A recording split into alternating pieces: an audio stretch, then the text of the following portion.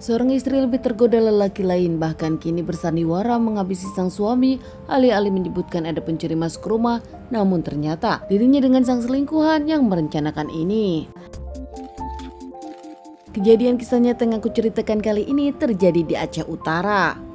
Malam itu para tetangga dikagetkan dengan suara jeritan meminta tolong dari seorang rumah tetangga penjual cendol bernama Zazuli. Saat itu para tetangga pun berdatangan menghampiri istri Zazuli yang menyebutkan suaminya dihabisi seseorang dan harus ditolong karena keluarga mereka kecurian.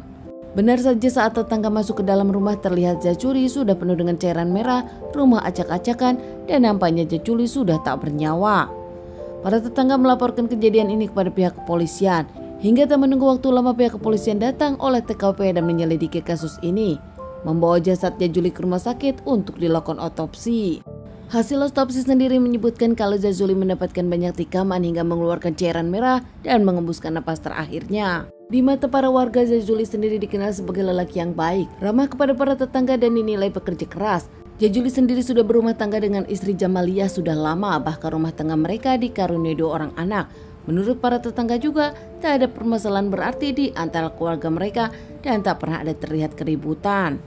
Pihak kepolisian pun menyelidiki kasus ini, meski menurut istri Zazuli Jamaliyah saat itu ada seseorang tak dikenal datang ke rumah mereka mencoba merampok, namun pihak kepolisian meragukannya.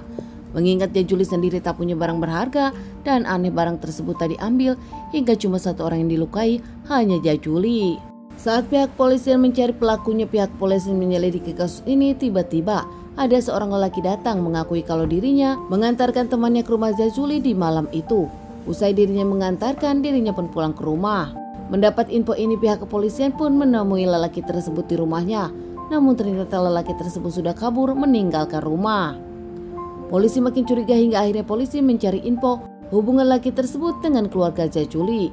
Ternyata saat pihak kepolisian datang lagi ke rumah Zazuli, istri dari Zazuli pun tak ada. Pergi sama halnya dengan lelaki yang kini tengah dicurigai. Lelaki itu bernama Adi Usman. Lelaki yang dicari ada hubungannya ternyata dengan Jamaliyah. Mereka sendiri adalah masih kerabat jauh. Keduanya dulu saat remaja pernah berpacaran namun tak jodoh, karena Usman sendiri pergi ke luar negeri untuk jadi TKI dan hubungan mereka pun kandas.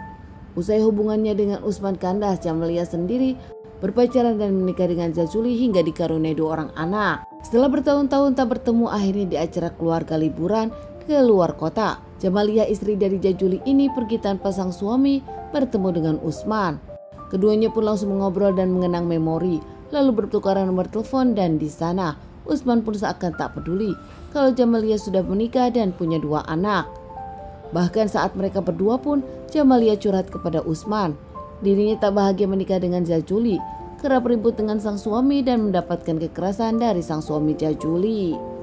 Jamaliyah sendiri menginginkan cerai bersama Zazuli, namun saat itu mengaku kepada Usman dilarang keluarganya. Usman sendiri sakit hati mendengar curhatan wanita yang dicintainya.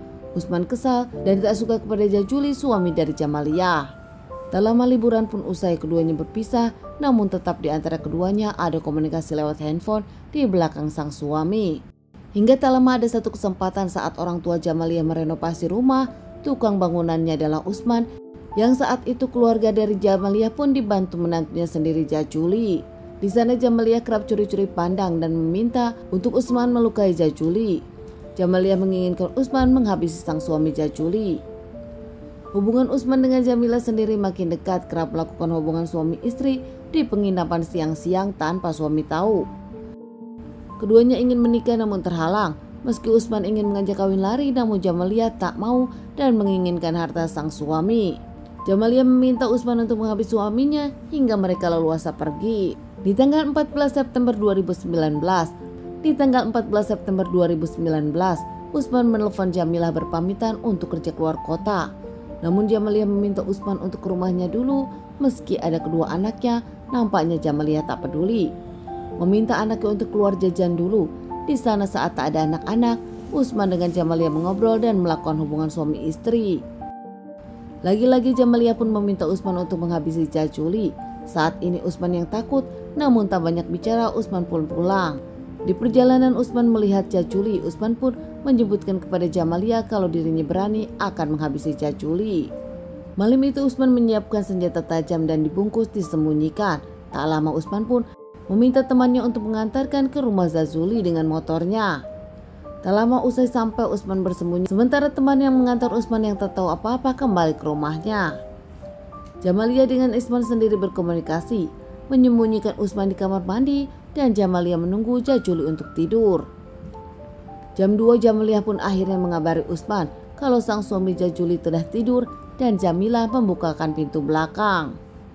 Tak lama Usman pun masuk ke rumah, masuk ke kamar Jazuli hingga tak menunggu waktu lama mengeluarkan senjata tajam dan menikam Jazuli beberapa kali hingga Jazuli menembuskan napas tanpa bisa memberikan perlawanan.